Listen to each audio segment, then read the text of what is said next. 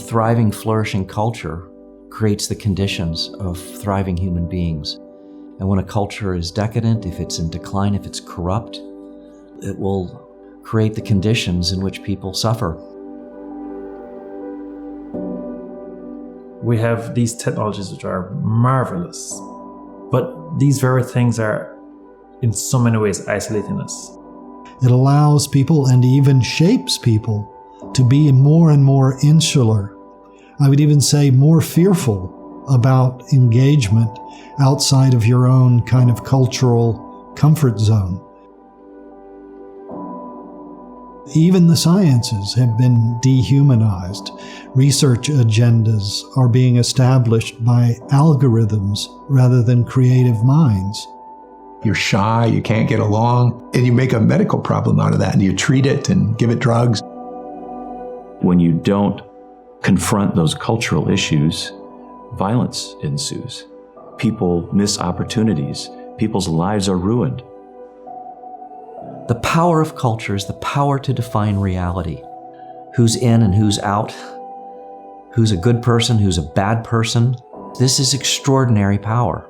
People have been wiped off the face of the earth because they have been defined as less than human.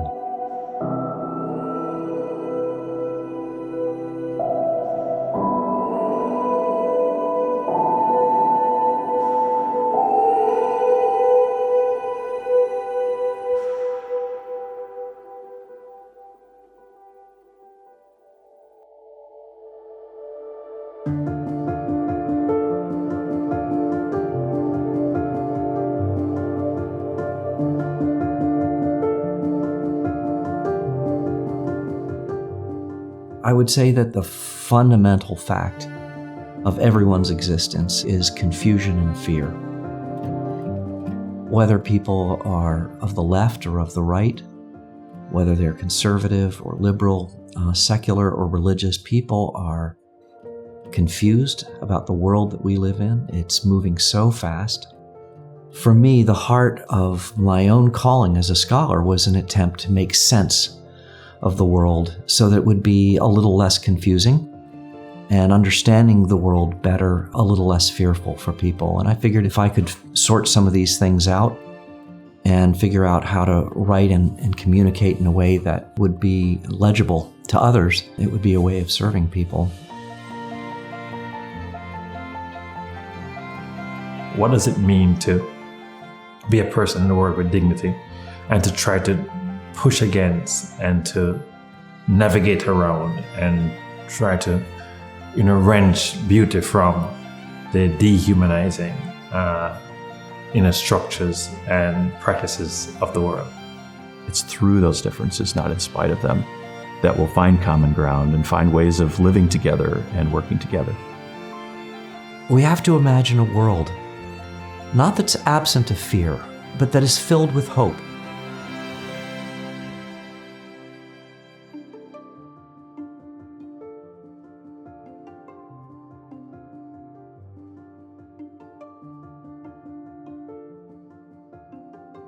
The Institute for Advanced Studies in Culture is a research center at the University of Virginia studying contemporary culture very deeply, to see it clearly, to describe it truthfully and accurately, and then to share that research with leaders so they can lead decisively in this dramatic moment of change. The Institute and Foundation's work is all aimed at increasing human flourishing. There are all kinds of threats to human flourishing today. And we're really interested in understanding those deeply. We're interested in the full understanding of the human person and human communities. The Institute's history is nothing short of miraculous. 30 years ago, James Hunter published a book called Culture Wars: The Struggle to Define America. And what James did in that book was really to almost prophetically diagnose the conflict in moral cultures between what he called the progressive and the traditionalists. People at the time didn't really see these as moral issues. They were political, they were economic, could be solved through policy. People denied that there was any such thing as a culture war. But some people did recognize it, including some graduate students who were interested in studying with James, and so started to come as he gathered more doctoral students. He really recognized the need for community and for fellowship and discussion among those students. That developed into what they called the Postmodernity Project, where they were really grappling with these big questions about the human person, about community, about language and meaning. In some respects, the vision of this institute grew out of frustration. In my experience, I wasn't seeing or finding places where you could ask big, important questions. Our task in the early days of this institute was to make sense of those kinds of deeper cultural dynamics and conflicts, and to show how they spin out on the surface of social life. We were over on grounds, down in the basement of things. No one would have imagined it would look the way it did. And then the buying of this building and its reconstruction really changed everything, right? It was a much more established place. You walk into Watson Manor and it is just comfortable. It's welcoming. It feels like a home of the smartest, most interesting, kind friend you could imagine. There are books, there are little nooks where you can curl up and read. You kind of take a deep breath when you arrive because it does feel like a home. I remember kind of walking into the building and walking into the large conference room and listening to the first 3 or 4 questions and thinking to myself, oh, right, finally. Serious and challenging inquiry for this scholarship that I've been working on for 10 years. I think of Watson Manor really as one big water fountain. A place in which you're always getting around, having conversation.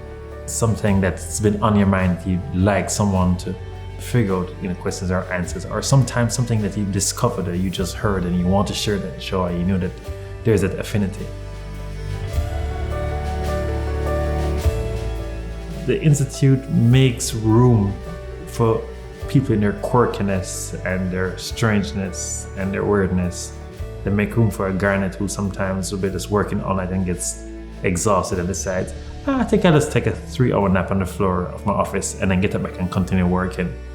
And we certainly have many people of faith here, and people of no faith as well. All of those backgrounds we think are important.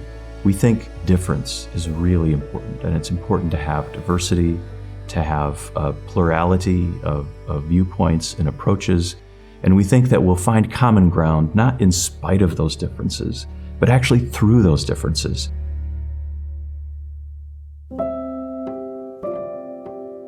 We believe that the problems that we face in the early 21st century and the late 20th century are by their very nature complex and cannot be understood by any one field. This is why sociologists need political theorists and need philosophers and theologians and literary critics and anthropologists and psychologists and the like. These are, by their very nature, interdisciplinary questions. It's all the more important in this climate, especially a climate that feels so embattled, in which there's so much more shouting than speaking, to have work that aims to do bridge building. The Institute is a place where academic status pretense falls away, and anyone who wants to think seriously with great books, think seriously about big problems, is welcome to do that. It's always a conversation, which forces everyone from every field to listen to each other with an open mind and really offers something that you can take away and go back to your own work and say, but that sociologist at that institute seminar that I went to said I should probably read these 2 books to check my judgment on that issue. The tree of life is probably a nice metaphor for a certain kind of work. Concern, really. Concern with the nature of our society, the concern with the nature of persons. And so in a way that it kind of grows. And that is kind of the idea of a school of thought. It is a kind of organic growth of something that sprouts branches, which have various other kinds of influence or take up new projects. And that's the ambition of the Institute. We've produced more than 130 books in our 25 years, more than 200 fellows, hundreds of conferences and seminars and colloquia to discuss ideas. There's been great success and much to celebrate over the last 25 years.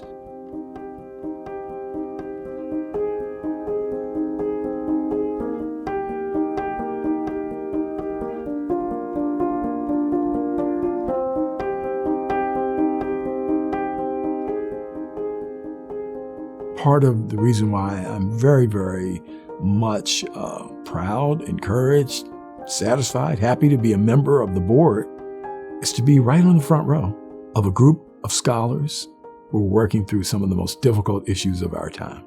It's my hope that at the Institute, the curriculum that they're creating could be shared among communities across the United States, and that they would be able to use this to solve their unique problems.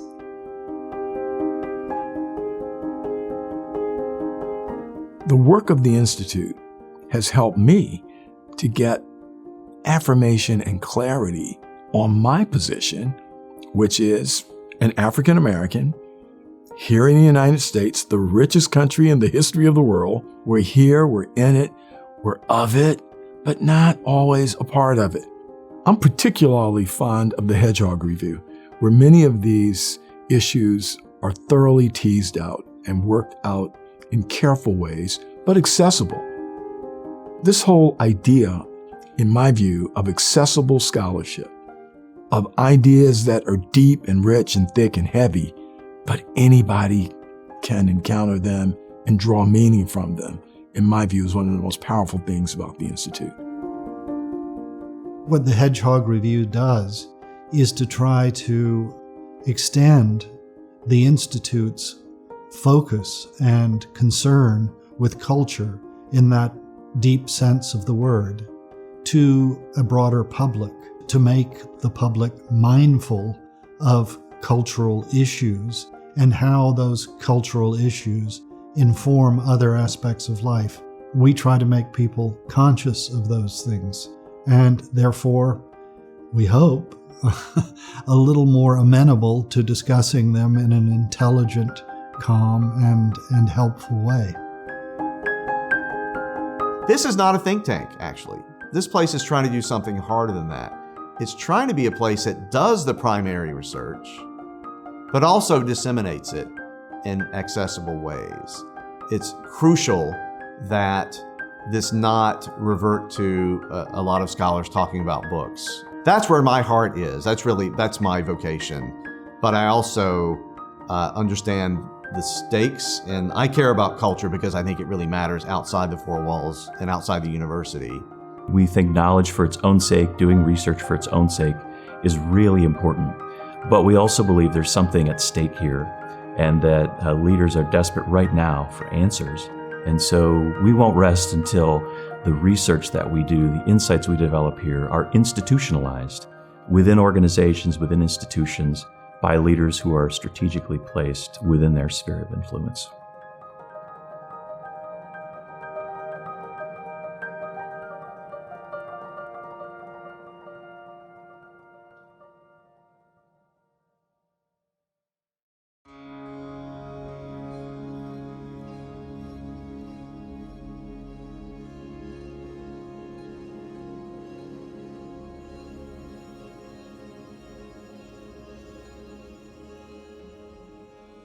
For 25 years, we have been doing research on character formation, and just recently, for the first time ever, we were able to bring in educators, superintendents, principals, school heads, to listen to our presentations about the research, to discuss the research, and then to wrestle with the implications. What should they now do, given the fact that they understand this? And we had tremendous response. Everyone was interested in joining a network of 1,000 schools that would be a kind of beachhead for establishing the formation of character as an important outcome in American education. You're bringing in, at that time, 14 people from different states most of them who don't know each other, who work in elementary, middle, and high school. And all of a sudden, you're talking across zip codes, you're talking across state lines, and you're also being vulnerable. You know what? I'm a principal, and I can tell you as a leader, we often have an opportunity in public to be vulnerable, because in our country, unfortunately, it's seen as a sign of weakness, where in fact, it should be seen as a sign of strength. So you're amongst your peers, and you can start going through the ideas of saying, you know what, my school, we haven't dealt well with this. Well, how are you doing with this? So that's human ecology in play. I am here with some other fantastic leaders from around the United States, exploring character education and how we might design and lead schools and school communities that really cultivate strong character in young people. What I value about it is that what this institute and this seminar time is focusing on is that there is unity around the idea of character development and morality, and what are the common grounds so that we can begin to do this effectively. But we don't have all the answers, so we're here to talk about it and see what that can look like as we are building the future. What I'm hopeful for is that the Institute will become the go-to foundation when people have conversations about anything related to culture. We should be the one-stop shop. We shouldn't be the afterthought. We should be the first thought. Our work at the Foundation on Education is really leading the way for the kind of work we want to do across all of the verticals of research that we do here at the Institute. We started with education because we have the most research in that area of education. We want to move on to capitalism and technology, the human person, medical ethics, democracy, to focus on our political culture. There's just so much need and demand for new ways of thinking about and approaching the problems that vex us as a society. Taking these academic ideas, this wellspring of ideas, having it intersect with the business world, with leaders in commerce and economics and government and academia and schools. When you have that intersection of ideas, you see a true creative flourishing that brings about a change in the way we live. A lot of the power of the Institute is not something that is front and center that people can readily see, because it's almost more like a spring of living water that's hidden, but is the source of rivers, streams, and bringing water to the entire population. I think the celebration of the 25th anniversary is about this wellspring of living water. And what they're doing now will have a huge impact on the world in 25, 50, 100 years as this wellspring of water goes through the creeks, through the streams, through the rivers, down to the ocean. The Institute was made for this moment. Just as James did 30 years ago with culture wars, analyzing that issue so deeply, having the best account of what was really going on, and prophetically, before really anyone else understood it, the Institute is positioned to do the same kind of work today to advance human flourishing in our time. I am not a revolutionary. I am not a utopian. I do, however, believe that we can make life better for people. And I think we have an obligation to work hard to make it at least a little bit better for everyone, but especially those who are deprived of basic life chances. That requires action, but it also requires wisdom. And before that, it requires clarity, it requires truth, it requires knowledge, and so on. For all of our faults and all of our capacity for injustice, that we long for justice. I think we long for love. I think we long for beauty. And because I think all human beings long for those things, in spite of themselves, that there is a way of working together across our differences and take steps toward that.